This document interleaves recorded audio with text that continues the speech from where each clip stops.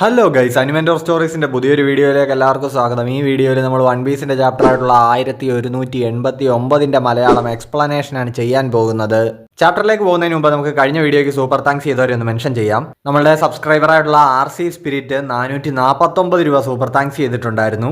ഈ തരുന്ന സപ്പോർട്ടിന് പകരമായിട്ട് ഉറപ്പായിട്ട് ഞാൻ നല്ല വീഡിയോസ് ഇട്ടിരിക്കും ബ്രോ. അതേപോലെ തന്നെ ഇങ്ങനെ സപ്പോർട്ട് ചെയ്യുന്നതിന് ഒരു വലിയ നന്ദി. അടുത്തതായിട്ട് നമ്മുടെ സബ്സ്ക്രൈബർ റിഷാൽ മുഹമ്മദ് 7570 7.29 ദിർഹംസ് സൂപ്പർ താങ്ക്സ് ചെയ്തിട്ടുണ്ടായിരുന്നു. എൻ്റെ എക്സ്പ്ലനേഷൻ ഇഷ്ടപ്പെട്ടു എന്ന് പറഞ്ഞാൽ ഒരുപാട് സന്തോഷം bro, and thanks a lot for this big support.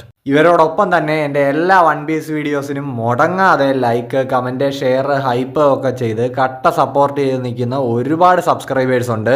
നിങ്ങളെല്ലാവരും തരുന്ന ഈ സ്നേഹത്തിന് ഒരു വലിയ നന്ദിയുണ്ട് ഗൈസ്. നിങ്ങളുടെയൊക്കെ ഈ സപ്പോർട്ടാണ് നമുക്ക് മുടങ്ങാതെ വീഡിയോസ് ഇടാൻ വേണ്ടിയിട്ടുള്ള മോട്ടിവേഷൻ. സോ ഇതൊക്കെ ഇതുപോലെ തന്നെ തുടരുക. അതേപോലെ തന്നെ ഈ വീഡിയോ കാണുന്നവരിൽ ഇനിയും നമ്മുടെ ചാനൽ സബ്സ്ക്രൈബ് ചെയ്യാൻ ആരെങ്കിലും ഉണ്ടെങ്കിൽ നിങ്ങൾ ഇപ്പം തന്നെ മറക്കാതെ നമ്മുടെ ചാനലും സബ്സ്ക്രൈബ് ചെയ്തേക്കണേ. 13K സബ്സ്ക്രൈബേഴ്സ് എന്നുള്ള ഒരു പോയിന്റ് കടന്ന് നമ്മളിപ്പോൾ 14K സബ്സ്ക്രൈബേഴ്സിലേക്ക് അടുത്തുകൊണ്ടിരിക്കുകയാണ്. സോ അപ്പോൾ അത്രയൊക്കെ ഉള്ളൂ. നമുക്കിനി ഒട്ടും തന്നെ സമയം കളയാതെ നേരെ നമ്മുടെ ചാപ്റ്ററിലേക്ക് കിടക്കാം. ഇപ്പോൾ നമ്മുടെ കവർ പേജിലെ ചിത്രം എന്ന് പറയുന്നത് നല്ല രസകരമായിട്ടുള്ളൊരു ക്യൂട്ട് ചിത്രമാണ്. അതായത് തുണി നനച്ചിട്ട് അയയിൽ ഉണക്കാനിട്ടിരുന്നപ്പോൾ അതിലെല്ലാം മണ്ണാക്കിയതിന് നാമി 3 വികൃതി കുരങ്ങന്മാരെ വഴക്ക് പറഞ്ഞുകൊണ്ടിരിക്കുകയാണ്. ഇപ്പോൾ ആ 3 കുരങ്ങന്മാരും മറ്റേ 3 വൈസ് മങ്കീസിന്റെ ഫോമിലാണ് ഇരിക്കുന്നത്. അതായത് ഒരുത്തൻ കണ്ണ് പൊത്തിയിരിക്കുന്നു, ഒരുത്തൻ വാ പൊത്തിയിരിക്കുന്നു, ഒരുത്തൻ ചെവി പൊത്തിയിരിക്കുന്നു. ആൻഡ് ഈ 3 കുരങ്ങന്മാർക്കും നമ്മുടെ സാഞ്ചി, സോറോ ആൻഡ് ലൂഫിയുടെ ലുക്കാണ്. സാഞ്ചി കുരങ്ങനൊക്കെ ആണെങ്കിൽ നാമിയെ നോക്കി ഇങ്ങനെ വെള്ളം ഇറക്കി നിൽക്കുന്നുണ്ട്. ഇപ്പോൾ കഴിഞ്ഞ ചാപ്റ്ററിലേറ്റ ആ ഒരു സീരിയസ് അറ്റാക്ക് കാരണം ലൂഫി ഇങ്ങനെ വല്ലാത്തൊരവസ്ഥയിൽ നിൽക്കുകയാണ്. ആ വാളിൽ ഇങ്ങനെ കോർത്തു വെച്ചിരിക്കുന്ന ലൂഫിനെ ഇമു ഇപ്പം നേരെ ഇങ്ങനെ എടുത്തുകൊണ്ട് പോയി ഒരു മരത്തിലേക്ക് കുത്തി തറച്ചങ്ങ് വെക്കുന്നുണ്ട്. പെട്ടെന്ന് ഇപ്പോൾ ഉസോപ്പിന് എന്തോ ഒരു പന്തികേട് തോന്നിയതുപോലെ അവനൊന്ന് ഞെട്ടുന്നുണ്ട്. നാമിയാണെങ്കിലും ചോദിക്കുന്നു, എന്താ ഉസോപ്പ്, എന്താ കാര്യം? ഉസോപ്പ് ഇപ്പോൾ പെട്ടെന്ന് ലൂഫി വേഴ്സസ് ഇമു ഫൈറ്റ് നടക്കുന്ന ദൂരത്തേക്ക് ഇങ്ങനെ കൈവച്ചിങ്ങനെ നോക്കിയിട്ട് പറയുന്നുണ്ട്, ലൂഫി നിനക്ക് കുഴപ്പമൊന്നുമില്ലല്ലോ അല്ലേ? നാമിയാണേലും പറയുന്നുണ്ട്, ഓ നീ ഇങ്ങനെ ഓരോന്ന് പറഞ്ഞ് പേടിപ്പിക്കല്ലേ ഉസോപ്പെ, അവന് കുഴപ്പമൊന്നും വരില്ല. ജിംബെ ഇപ്പോൾ പറയുന്നുണ്ട്, ലൂഫി ഇപ്പോൾ ഫൈറ്റ് ചെയ്തുകൊണ്ടിരിക്കുന്ന ആ മോൺസ്റ്റർ ആണ് ഇവിടെ കിടക്കുന്ന ഭീമാകാരനായ ജയന്റിനെ തോൽപ്പിച്ചത്, അത് മറക്കരുത് നാമി എന്ന്. ഇപ്പൊ ഇത് കേട്ടപ്പോഴത്തേക്ക് അവിടെ കിടക്കുന്ന ലോക്കിക്ക് പൊട്ടിയിട്ടുണ്ട്. അവൻ ജിംബയോട് പറയുന്നുണ്ട്, എടോ ഫിഷ്മാൻ, താൻ എന്തായി പറയുന്നേ? തോൽപ്പിച്ചെന്നോ? അവൻ എന്നെ തോൽപ്പിച്ചെന്നോ? ഇപ്പൊ ഇത് പറയുമ്പോഴും ലോക്കി ഇങ്ങനെ ചുമക്കുകയും കിതയ്ക്കുകയും ഒക്കെ ചെയ്യുന്നുണ്ട്. എന്നാലും ഓറ വിട്ട് ലോക്കിക്ക് ഒരു കളിയില്ല. ജിംബെ ഇപ്പോൾ പറയുന്നുണ്ട്, എന്തായാലും ഒരു കാര്യം ഉറപ്പാണ്, ലൂഫിയുടെ ഹാക്കി ഇപ്പോൾ നല്ലപോലെ ഒന്ന് കുറഞ്ഞിട്ടുണ്ട്, അതൊരു ദുസൂചന തന്നെയാണ്.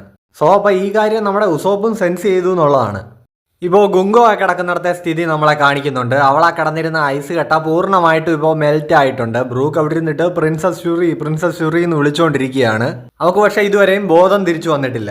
ഫ്രാങ്കി ഇപ്പോൾ ബ്രൂക്കിനോട് പറയുന്നുണ്ട്, അവളെ ഇങ്ങനെ പെട്ടെന്ന് ചേർത്ത് പിടിച്ച് വാമപ്പ് ചെയ്യരുത്, അത് പ്രശ്നമാവും. ബ്രൂക്ക് ഇപ്പോൾ പറയുന്നുണ്ട്, ഞാൻ കയ്യിലെടുത്ത് പിടിച്ചെന്ന് വിചാരിച്ച് കുഴപ്പമൊന്നുമില്ല, ഞാനൊരു സ്കെൽട്ടൺ അല്ലേ, എനിക്ക് ബോഡി ടെമ്പറേച്ചർ ഉണ്ടോ? ബ്രൂക്ക് അവളെ ഇങ്ങനെ കയ്യിലെടുത്ത് പിടിച്ചുകൊണ്ടിരുന്ന് കുറേ ചോദ്യങ്ങൾ ചോദിച്ചുകൊണ്ടിരിക്കുകയാണ്. അതായത് അന്ന് എസ്പീരിയ കിങ്ഡത്തിൽ വെച്ച് നിനക്ക് ശരിക്കും എന്താ സംഭവിച്ചേ? ഇപ്പോൾ കുറച്ചു മുമ്പേ ഇവിടെ വെച്ച് നീ എന്നെ തിരിച്ചറിഞ്ഞു, ശരിക്കും എന്തൊക്കെയാ നടക്കുന്നത് എന്നൊക്കെ ബ്രൂക്ക് ചോദിക്കുന്നു. ഷുറി ആണെങ്കിൽ ഇങ്ങനെ ബോധം കെട്ട് തന്നെ കിടക്കുകയാണ്. ഇപ്പോൾ റാഗ്നർ ഇങ്ങോട്ട് വന്നിട്ട് അതിന്റെ ലാംഗ്വേജിൽ ഇവരോട് എന്തൊക്കെയോ പറയാൻ ഇങ്ങനെ ശ്രമിക്കുന്നുണ്ട്. ഉസോപ്പ് ആണെങ്കിലും ആ കബൂട്ടോ ഇങ്ങനെ വെച്ച് ഗുങ്കോയ്ക്ക് നേരെ റെഡിയാക്കി നിർത്തിയിരിക്കുകയാണ്. അവൻ ചോദിക്കുന്നുണ്ട്, ഇവളും ആ ചെകുത്താന്മാരുടെ കൂട്ടത്തിലുണ്ടായിരുന്നതല്ലേ, സോ ഇവളെ റിലീസ് ചെയ്താൽ നമുക്ക് പണി കിട്ടില്ല എന്ന് നിങ്ങൾക്ക് ഉറപ്പാണോ? ഇപ്പോൾ ബ്രൂക്കൊക്കെ ആണെങ്കിലും ഇവരോട് പറയുന്നുണ്ട്, പ്ലീസ് നിങ്ങൾ ഞങ്ങൾക്ക് തടസ്സം ഉണ്ടാക്കരുത്, ഒരു കുഴപ്പവും വരില്ല. ഇപ്പോൾ ലോക്കി ഇങ്ങനെ മേലേക്ക് നോക്കുമ്പോൾ മുകളിൽ നിന്ന് ഒരു ഐറ്റം ഇങ്ങനെ താഴേക്ക് വരുന്നുണ്ട്. അതായത് ഹാജറുദ്ദീനും ഗേഡും ചോപ്പറും കൂടെ ആ ക്ലൗഡ് സീ കൂടെ തുഴയുന്ന ഷിപ്പ് ഉണ്ടല്ലോ, അതിൽ കയറി താഴേക്ക് വന്നുകൊണ്ടിരിക്കുകയാണ്. ഹാജറുദ്ദീനെ, നീ ഭയങ്കര ഫാസ്റ്റ് ആയിട്ടാ പോകുന്നത്, നമ്മൾ താഴെ പോയി ക്രാഷ് ആവുമെന്നൊക്കെ ഗേഡ് വിളിച്ചു പറയുന്നു. ഇപ്പോൾ പറഞ്ഞ പോലെ തന്നെ ആ വയ്യാതെ കിടക്കുന്ന ലോക്കിയുടെ മണ്ടയ്ക്ക് ഇവർ വന്ന് ഇടിച്ച് വീണിട്ടുണ്ട്. ഹാജറുദ്ദീനൊക്കെ തെറിച്ചു പോകുന്നു. ഇപ്പോൾ ഗേഡിനെ ആണെങ്കിൽ ചോപ്പർ ആ ഗാർഡ് പോയിന്റ് വെച്ച് പ്രൊട്ടക്ട് ചെയ്തിങ്ങി പിടിക്കുന്നുണ്ട്. ഇപ്പോൾ ഉസോപ്പ് ആണെങ്കിൽ ചോദിക്കുന്നുണ്ട്, ഇതെന്തൊരു വരവാണ് ഗൈസ്, ഇങ്ങനെയാണ് ഒരിടത്തേക്ക് കയറി വരുന്നത്. ഗേഡാണെങ്കിൽ ഇപ്പോൾ ചോപ്പറിനെ ഇങ്ങനെ കെട്ടിപ്പിടിച്ചുകൊണ്ട് പറയുന്നുണ്ട്, താങ്ക് യു ചോപ്പർ കുൻ, നിങ്ങളുടെ ഈ പവർ ഭയങ്കര ഹെൽപ്ഫുൾ ആണ് കേട്ടോ. ഇപ്പോൾ ഇത് കേട്ടപ്പോഴത്തേക്ക് ചോപ്പർ അവൻ്റെ സ്ഥിരം ഡയലോഗ് പറയുന്നുണ്ട്, നീ എന്നെ പ്രൈസ് ചെയ്താലൊന്നും എനിക്കൊന്നും തോന്നൂലടി. സോ അങ്ങനെ ഇപ്പോൾ ഗേഡും ചോപ്പറും ലോക്കിയെ ചികിത്സിക്കാനായിട്ട് എത്തിയിരിക്കുകയാണ്. ഇപ്പോൾ ഗേഡ് വന്നിട്ട് ലോക്കിയോട് പറയുന്നുണ്ട്, ലോക്കി പെട്ടെന്ന് നിന്റെ മുറിവുകളൊക്കെ ഞാനൊന്ന് കാണട്ടെ. അയ്യോ, ഇത് ഭയങ്കര ക്രിട്ടിക്കൽ കണ്ടീഷൻ ആണല്ലോ, നല്ല ബ്ലീഡിംഗ് ഉണ്ട് എന്നൊക്കെ അവൾ പറയുന്നു.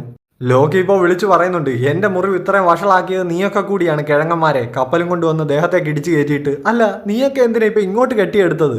ഇപ്പോൾ ഹാജറുദ്ദീൻ ഇങ്ങോട്ട് വരാനുണ്ടായ കാരണം മനസ്സിലിങ്ങനെ ഓർക്കുകയാണ്. അതായത് എൽഡർ ജാറുളാണ് ഹാജറുദ്ദീനോട് പറഞ്ഞത്, ഹാജറുദ്ദീനെ നീ വില്ലേജിൽ കടന്ന് ഫൈറ്റ് ചെയ്യുന്നതിന് പകരം ലോക്കി ഉള്ളിടത്തേക്ക് പോകും. പക്ഷേ അപ്പോൾ ഇവിടുത്തെ കുട്ടികളുടെ കാര്യമോ എന്ന് ഹാജറുദ്ദീൻ ചോദിക്കുന്നുണ്ട്. ജാറുൽ ഇപ്പോൾ പറയുന്നുണ്ട്, ഈ കുട്ടികളെ സേവ് ചെയ്യുക എന്ന് പറയുന്നത് നമ്മുടെ ഇപ്പോൾ ഇവിടുത്തെ നടക്കുന്ന പ്രശ്നങ്ങൾക്ക് ഒരു താൽക്കാലിക സൊല്യൂഷൻ മാത്രമേ ആവൂ. എൽബാഫിന്റെ കൺട്രോൾ സ്വന്തം കയ്യിലാക്കാനാണ് അവർ വന്നിരിക്കുന്നത്. അത് റിവറിയിൽ വെച്ചെടുത്ത ഒരു തീരുമാനമാണെന്ന് നിനക്ക് തോന്നുന്നുണ്ടോ? ഒരിക്കലും അല്ല. സോ ഇതങ്ങനെ രാജാക്കന്മാർ കൂടിയെടുത്ത ഒരു തീരുമാനമല്ലെങ്കിൽ ഉറപ്പായിട്ടും ഇപ്പോൾ ലോക്കിയുമായിട്ട് അവിടെ ഫൈറ്റ് ചെയ്യുന്ന അയാള് അത് തീർച്ചയായിട്ടും അവനായിരിക്കും. ഇത്രയും കാണിച്ചിട്ട് ആ ഫ്ലാഷ് ബാക്ക് നിൽക്കുകയാണ്. സോ ഇപ്പോൾ പ്രസന്റിൽ ഇമു നിൽക്കുന്ന ആ സ്ഥലത്തേക്ക് നോക്കിയിട്ട് ഹാജറുദ്ദീൻ ചോദിക്കുന്നുണ്ട്, ലോക്കി നിനക്ക് ആ വന്നിരിക്കുന്നവൻ ആരാണെന്നറിയോ? അവൻ ആരാണെന്ന് എനിക്കിപ്പോൾ ഏറെക്കുറെ ബോധ്യമായിട്ടുണ്ട്. ഇനിയിപ്പോൾ ഇവിടുന്ന് കട്ട് ചെയ്ത് ഇമു ലൂഫി ഫൈറ്റ് നടക്കുന്നിടമാണ് കാണിക്കുന്നത്.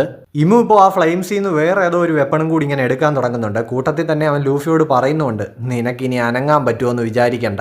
ജീവന്റെ അംശം മുഴുവൻ വലിച്ചെടുക്കാൻ കഴിവുള്ള ഒരു വാള് വെച്ചാ നിന്നെ ഞാൻ കുത്തിയത്. അതായത് ആ ഓയിഡ് മരങ്ങളെല്ലാം ഉണക്കുന്നത് നമ്മൾ കണ്ടതാണല്ലോ. ഇപ്പോൾ ഇമു മറ്റൊരു വാൾ ഇങ്ങനെ കയ്യിലെടുത്തിട്ടുണ്ട്. ലൂഫി ആണെങ്കിൽ അവിടെ ഇങ്ങനെ ചുമച്ച് കിടക്കുകയാണ്. ഇപ്പോൾ ഇങ്ങനെ ചോര തുപ്പി ആ മരത്തിൽ ഇങ്ങനെ തറഞ്ഞു കിടക്കുന്ന ലൂഫിയോട് ഇമു വീണ്ടും പറയുന്നുണ്ട്, നിന്റെ ഈ ശ്വാസം ഒന്ന് പൂർണ്ണമായിട്ട് നിലച്ച് കിട്ടാൻ നിന്നെ ഇനി എത്ര തവണ കുത്തേണ്ടി വരുമെന്നാണ് ഞാനിപ്പോൾ ആലോചിക്കുന്നത്. മങ്കി ഡി ലൂഫി, എന്തൊരു കുണച്ച പേരാടാ.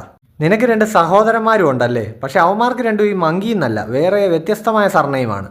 ഒരുത്തനെ നേവി തീർത്തു, മറ്റവനിപ്പോൾ റവല്യൂഷണറി ആർമിയുടെ തലപ്പത്തെത്തി ഫേമസ് ആയിട്ട് നിൽക്കുകയല്ലേ. ഇപ്പോൾ ഇങ്ങനെയൊക്കെ പറഞ്ഞിട്ട് കയ്യിലിരിക്കുന്ന ആ വാള് വെച്ചിട്ട് ഇമു ലൂഫിയെ വീണ്ടും ഒരു കുത്തിയിട്ടുണ്ട്. ഇപ്പോൾ ഈ വാളിന്റെ പേര് ഫ്രഗറാച്ച് എന്നാണ്. സോഡ് ഓഫ് ദി സീ ഗോഡ് എന്നാണ് പറയുന്നത്. ഇപ്പോൾ ഇത് ഐറിഷ് മിത്തോളജി ബേസ് ചെയ്തിട്ടുള്ള ഒരു സോഡാണ്. ഈ സോഡിന് ആൻസറർ എന്നും കൂടി ഒരു പേരുണ്ട്. സീ ഗോഡായിട്ടുള്ള മനാനൻ മാക്ലീർ ആയിരുന്നു ഇത് വീൽഡ് ചെയ്തിരുന്നത്. പിന്നീടുള്ള വീൽഡർ സൺ ഗോഡായിട്ടുള്ള ലൂക്ക് ആയിരുന്നു. മിത്തോളജി പ്രകാരം ഏത് ആർമറിനെയും ബ്രേക്ക് ചെയ്യാനുള്ള ഒരു കഴിവ് ഈ സോഡിനുണ്ട്. സോ ഇപ്പോൾ ലൂഫിയുടെ ദേഹത്ത് അങ്ങനെ 2 വാൾ തറഞ്ഞു കയറിയിരിക്കുകയാണ്. നിങ്ങൾ 3 സഹോദരന്മാരും ഒരു കാര്യത്തിൽ ഒരുപോലെയാ, എടുത്തുചാട്ടത്തിലും പിന്നെ ഇങ്ങനെ ആളുകൾക്ക് തലവേദന ഉണ്ടാക്കി വെക്കുന്ന കാര്യത്തിലും. സോ ഇപ്പോൾ ലൂഫിയുടെ കണ്ടീഷൻ ആകെ മോശമാണ്. അവനിങ്ങനെ ചോര തുപ്പി വയ്യാതെ അവിടെ കിടക്കുകയാണ്. ഇപ്പോൾ ലോക്കി ആ സംസാരിച്ചുകൊണ്ടിരുന്ന സീനിലേക്ക് തിരിച്ചു വരുന്നുണ്ട്. ലോക്കി ഇപ്പോൾ പറയുന്നുണ്ട്, ഈ വന്നിരിക്കുന്നവൻ ഈ നാറിയെ പറ്റി ആയിരിക്കണം അന്ന് കൊട്ടാരത്തിൽ വെച്ചിട്ട് റെഡ് ഹെഡ് ഷാങ്ക്സ് പറഞ്ഞത്. സോ ഹരാൾഡ് മരിച്ച ആ ദിവസം ഷാങ്ക്സ് അവിടെ പറഞ്ഞ ആ കാര്യം എന്താണെന്ന് നമ്മളെ കാണിക്കുകയാണ്. ലോക്കി എന്ന് പറഞ്ഞിരുന്നു, ഞാൻ ഈ കഴിച്ച ഡബിൾ ഫ്രൂട്ടിന്റെ പവർ ഉപയോഗിച്ച് എൻ്റെ അച്ഛൻ്റെയും ഇവിടുത്തെ സോൾജിയേഴ്സിൻ്റെയും മരണത്തിന് കാരണക്കാരായവരോട് ഞാൻ പകരം ചോദിക്കും. ഷാങ്ക്സ് ഇപ്പോൾ പറയുന്നുണ്ട്, ലോക്കി അരുത്, എടുത്ത് ചാടി ഒന്നും ചെയ്യരുത്, നിന്റെ ദേഷ്യം എനിക്ക് മനസ്സിലാവും, പക്ഷേ നീ ഇപ്പം ഞാൻ പറയുന്ന ഒന്ന് കേക്ക്. ലോക്കി ഇപ്പോൾ ചോദിക്കുന്നുണ്ട്, ഇനി എന്ത് കേൾക്കാനാണ് റെഡ് ഹെഡ്? എൻ്റെ അച്ഛന് വേണ്ടിയിട്ട് പകരം ചോദിക്കുന്നതിൽ നിന്ന് നിങ്ങൾ എന്നെ തടയാൻ പോവുകയാണോ? ഷാങ്ക്സ് ഇപ്പോൾ പറയുന്നുണ്ട്, എടാ ഹരാൾഡ് എൻ്റെ ഫ്രണ്ടാണ്, നിനക്കുള്ളതുപോലെ തന്നെയുള്ള ദേഷ്യവും വിഷമവും ഒക്കെ എനിക്കും ഉണ്ട്. ഇതിനൊക്കെ പകരം ചോദിക്കണമെന്ന് ഞാനും ആഗ്രഹിക്കുന്നു. പക്ഷെ നീ ഒരു സെക്കൻഡ് ഒന്ന് ആലോചിച്ച് നോക്ക്. വേൾഡ് ഗവൺമെൻറ് എൽബാഫിൻ്റെ ഫുൾ കൺട്രോൾ കയ്യിലാക്കാനാണ് പദ്ധതിയിട്ടത്. പക്ഷേ ഇതൊരിക്കലും അവരുടെ അന്തിമമായ ഒരു ലക്ഷ്യമല്ല. ഇതൊരു തയ്യാറെടുപ്പിലേക്കുള്ള അവരുടെ ഒരു ചവിട്ടുപടി മാത്രമാണ്. നടക്കാനിരിക്കുന്ന ഒരു വലിയ യുദ്ധത്തിനായുള്ള തയ്യാറെടുപ്പ്. ലോക്കി ഇപ്പോൾ ചോദിക്കുന്നുണ്ട്, എന്താ നീ പറയുന്നേ? വേൾഡ് ഗവൺമെന്റ് ആർക്കോ എതിരെ യുദ്ധം ചെയ്യാൻ പോകുന്നു? അതിന് എനിക്കെന്താ? ഞാൻ പറയുന്നത് എൻ്റെ അച്ഛൻ ഇന്നിവിടെ നെഞ്ചു പൊട്ടി വിഷമിച്ച് മരിച്ചു വീണു. പാവപ്പെട്ട ഇവിടുത്തെ സോൾജിയേഴ്സ് ഈ ഫൈറ്റിൽ ബലിയാടായി. അവർക്കെല്ലാം വേണ്ടി പ്രതികാരം ചെയ്യണം. എൻ്റെ മനസ്സിൽ ആ ഒരൊറ്റ ലക്ഷ്യമേ ഉള്ളൂ. ഷാങ്ക്സ് ഇപ്പോൾ ചോദിക്കുന്നുണ്ട്, ഓ അങ്ങനെയാണോ? അങ്ങനെയാണെങ്കിൽ ആരാണ് യഥാർത്ഥ ശത്രു? ആർക്കെതിരെയാണ് നീ പ്രതികാരം ചെയ്യാൻ പോകുന്നത്? വേൾഡ് ഗവൺമെന്റിനെതിരെ.